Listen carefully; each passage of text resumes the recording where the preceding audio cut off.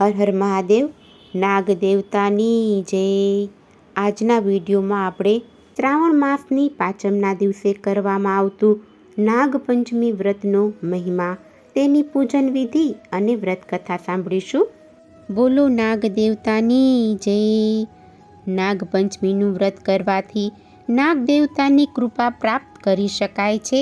આ વ્રત કરવાથી ઘરમાં સુખ, સમૃદ્ધિ, આરોગ્ય અને સૌભાગ્યની પ્રાપ્તિ થાય છે.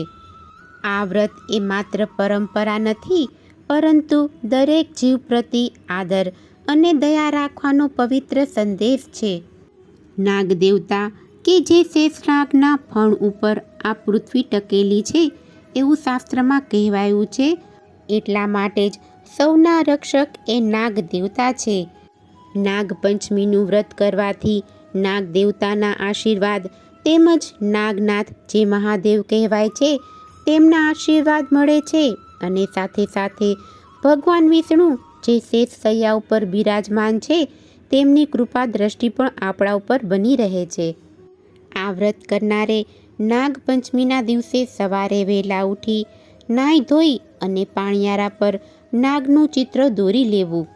રૂની પૂણીને ખેંચીને વચ્ચે કંકુવાળી આંગળીથી દબાવી અને લાલ દાંડીવાળા ફૂલની માળા હોય તેવા નાગલા તૈયાર કરવા અને તે નાગલા નાગ દેવતાને ચડાવવા. ત્યારબાદ દીવો કરવો, પૂજન કરવું. શ્રીફળ તેમજ બાજરીના લોટની કુલેર, ફણગાવેલા મગ, મઠ, પલાળેલી બાજરી, કાકડી વગેરેનું નૈવેદ્ય ધરી શકાય. અને મંદિરોમાં જઈને પણ બહેનો નાગ દેવતાની પૂજા અર્ચના કરતા હોય છે. ઘણા લોકો આ નાગપાંચમના વ્રતમાં મોડું એકટાણું પણ કરતા હોય છે, અથવા તો ઘણા લોકો સાત્વિક ભોજન લઈને પણ આ નાગપાંચમનું વ્રત કરે છે. જે કોઈ ભક્તો નાગપંચમીના દિવસે શ્રદ્ધાપૂર્વક નાગ દેવતાની પૂજા ઉપાસના કરે અને વ્રત કરે, તેના જીવનભરમાંથી અનેક પ્રકારના ભય દૂર થાય છે. નાગ દેવતાના આશીર્વાદ મળી રહે છે, તેમજ ઘરમાં સુખ, શાંતિ અને સમૃદ્ધિમાં પણ વધારો થાય છે. સંતાનનું આયુષ્ય વધે છે અને સૌનું કલ્યાણ થાય છે. હવે આપણે નાગપંચમી વ્રતની વ્રતકથા સાંભળીશું. બોલો નાગ દેવતાની જય. નાગપંચમીનું વ્રત શ્રાવણ મહિનાની પાંચમના દિવસે કરવામાં આવે છે. નાગપંચમીના દિવસે આ વ્રત કરનારે સવારે વહેલા ઉઠી નાહી ધોઈ અને પાણિયારા પર નાગનું ચિત્ર દોરી ઘીનો દીવો કરી અને પૂજા કરવી. નૈવેદ્યમાં બાજરીના લોટની ઠંડા ઘીમાં ચોળેલી કુલેર ધરાવી. ત્યારબાદ વ્રત કથા સાંભળવી કે વાંચવી અને એકટાણું જમવું, જેમાં આગલા દિવસના પલાળેલા મઠ, મગ, બાજરી, કાકડી, અથાણું લઈ શકાય. નાગ દેવતાની કૃપાથી ઘરમાં થતા ઝઘડાનો અંત આવે છે અને સંપ વધે છે તથા ધન ધાન્ય વધે છે. સોલાપુર નામે એક ગામ હતું.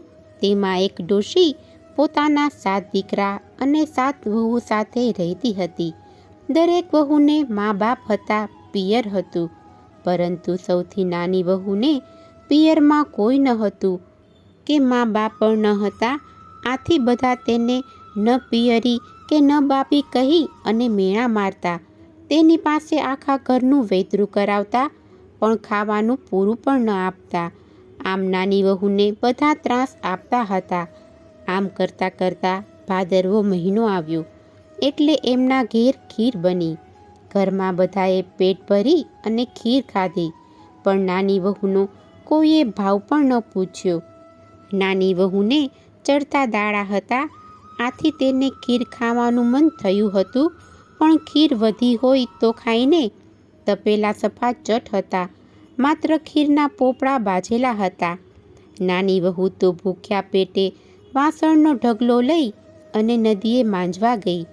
ત્યાં જઈ તેણે તાવીથા વડે તપેલીમાંથી પોપડા ઉખાડી એક કપડામાં ભેગા કરી એક ઝાડ નીચે મૂકી રાખ્યા અને વિચાર્યું કે વાસણ માંજી લઉં, પછી નિરાતે બેસી અને આ ખીરના પોપડા ખાઈશ. એટલામાં જ એ વખતે એક નાગણ ત્યાં આવી ચડી. તે પણ ગર્ભવતી હતી. તેને પણ ખૂબ જ ભૂખ લાગી હતી. આથી નાની વહુએ કપડામાં મૂકેલા પોપડા તે ખાઈ ગઈ અને થોડી વારે નાની વહુ વાસણ માંજી અને ઝાડ પાસે આવી. એને જોયું તો પોટલું ખાલી હતું. ખીરના પોપડા ગાયબ થઈ ગયા હતા. આથી તેને નવાઈ લાગી. નાગણ ઝાડ પર સંતાઈને આ બધું જોયા કરતી હતી. તેને મનમાં થયું કે હમણાં મને ગાળો દેશે, પરંતુ ના, નાની વહુએ ગાળો ન દીધી. ઉલટું એ એવું બોલી હશે, મારા જેવી કોઈ ભૂખી? ભલે ખાધા, જેણે ખાધા હશે એનું પેટ ઠરજો. નાની વહુએ ગાળો દેવાને બદલે આશીર્વાદ આપ્યા. આથી નાગણ બહુ ખુશ થઈ અને તેની સમક્ષ જઈ અને બોલી, બેટી, તારા પોપડા હું ખાઈ ગઈ છું. તેના બદલામાં તારે જે જોઈએ તે માંગી લે. તને કોઈ વાતનું દુઃખ છે? ત્યારે નાની વહુએ પોતાનું દુઃખ વ્યક્ત કરતાં કહ્યું, માં, મારા પિયરમાં કોઈ નથી. આથી મારા સાસરિયા મને મેણા ટોણા મારે છે. થોડા જ દિવસોમાં મારો ખોડો ભરવાનો છે. મારે કોઈ નથી તો હું કોને ખોડો ભરવા બોલાવું? આટલું બોલતા તેની આંખમાં જળજળિયા આવી ગયા. નાગણનું દિલ એની વાત સાંભળી અને દ્રવી ઉઠ્યું. તેને શાંત પાડતા તે કહેવા લાગી, બેટી, તું રડીશ નહીં, ચિંતા કરીશ નહીં.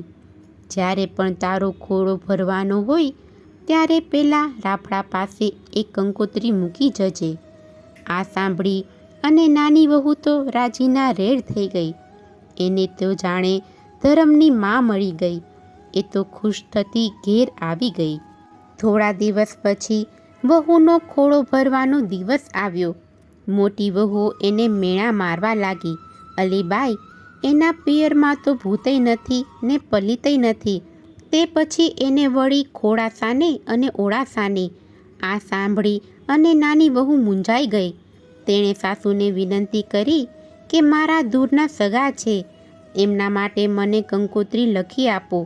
સાસુએ ના છૂટકે એક ચબરખીમાં 2 અક્ષરો લખી અને નાની વહુને આપ્યા.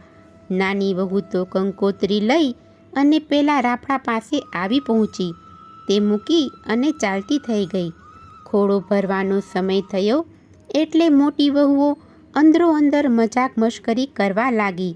અલીબાઈ, જટ ચૂલે આંધણ મેલો ને, હમણાં વહુના પિયરિયા આવશે અને આપણા માટે પેટી ભરીને લુગડા લાવશે. એટલામાં તો સાચે જ નાગણ, નાગદેવતા અને નાગકુંવરો બની ઠનીને આવ્યા. સાથે પેટી પટારા ભરીને હીર અને ચીર લાવ્યા, સોનાના દાગીના લાવ્યા. આ બધું જોઈ અને સૌ આશ્ચર્યથી અવાક બની ગયા. તેમનો આદર સત્કાર કરવાનું પણ ભૂલી ગયા. નાની વહુએ તો દોડતા જઈ અને તેમને આવકાર્યા. ખાવા પીવાનો ભાવ પૂછ્યો. નાગણે કહ્યું, અમારા માટે ફક્ત દૂધ લાવો, અમે તો દૂધ પીનારા. આથી જ દૂધના દેગડા ચૂલે ચડ્યા. બાજુના ઓરડામાં દૂધના તપેલા મૂકવામાં આવ્યા. નાગદેવતા ચપચપ કરતા દૂધ પી ગયા. નાગકુમારોએ નાની વહુનો ખોળો ભરાવ્યો. મોટી વહુઓને પહેરામણીમાં હીર ચીર અને સોના રૂપાના દાગીના આપ્યા. સાસુમાને પણ પહેરામણી આપી. ખોળો ભરાઈ ગયા પછી નાગણે સાસુને કહ્યું, વેવાણ, મારી દીકરીને હવે વિદાય આપો. સુવાવડ પત્યા પછી 1.25 મહિને એને મૂકી જઈશું. સાસુ બિચારા છોભીલા પડી ગયા. નાની વહુના પિયરનો ઠાઠ જોઈને આભા જ બની ગયા. સાસુએ નાની વહુને વળાવી. નાગદેવતાઓ નાની વહુને લઈ અને વિદાય થયા. નાની વહુ નાગણ સાથે ગઈ તો ખરી, પણ તે મનમાં મૂંઝાણી અને તેને મનમાં થવા લાગ્યું કે આ નાગણ મને ક્યાં લઈ જશે. પરંતુ થોડા જ સમયમાં તેની શંકા દૂર થઈ ગઈ. નાગણે પોતાના દર પાસે આવી અને હાથ પસાર્યો. ત્યાં જ તેના આશ્ચર્યનો પાર ન રહ્યો. તેના આશ્ચર્યની વચ્ચે નીચેની જમીન ખસી ગઈ અને ભોંયરાનો રસ્તો દેખાવા માંડ્યો. એ રસ્તે થઈ તેઓ નીચે ઉતર્યા.